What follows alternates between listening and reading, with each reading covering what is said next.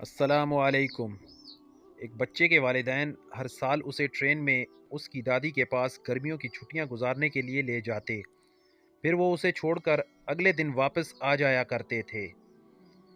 پھر ایک سال ایسا ہوا کہ بچے نے ان سے کہا، میں اب بڑا ہو گیا ہوں، اگر اس سال میں دادی کے پاس اکیلا چلا گیا تو کیا ہوگا؟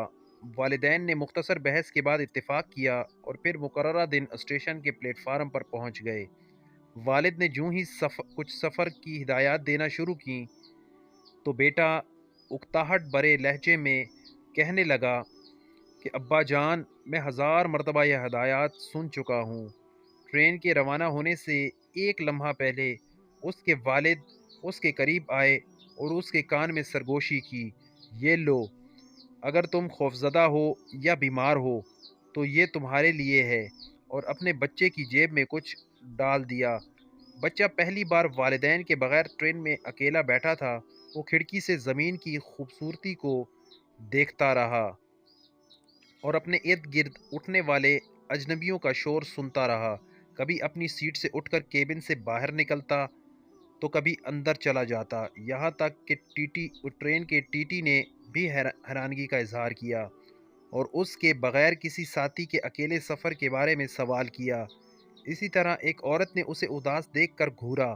لڑکا شدید الجھن میں تھا، یہاں تک کہ اس نے محسوس کیا کہ اس کی طبیعت ٹھیک نہیں ہے۔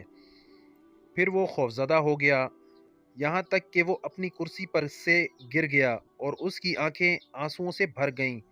اس لمحے اسے اپنے باپ کی سرگوشی یاد آئی کہ فلاں لمحے اس نے میری جیب میں کچھ ڈالا تھا۔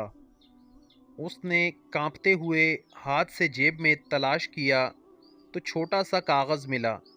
اس نے اسے کھولا تو لکھا تھا، بیٹا، میں ٹرین کے آخری ڈبے میں ہوں۔ یہ الفاظ پڑھتے ہی گویا اس کی روح لوٹ آئی۔ زندگی بھی ایسی ہی ہے، ہم اپنے بچوں کے پروں کو چھوڑتے ہیں، انہیں خود پر اعتماد دلاتے ہیں، لیکن جب تک ہم زندہ ہیں ہمیں ہمیشہ آخری کیبن میں موجود رہنا چاہیے، اس لیے کہ یہ ان کے لیے تحفظ کے احساس کا ذریعہ ہے۔ والسلام۔ دوستو، اگر ویڈیو اچھی لگی ہو تو پلیز لائک اور کمنٹ اور شیئر ضرور کیجیے گا۔ والسلام۔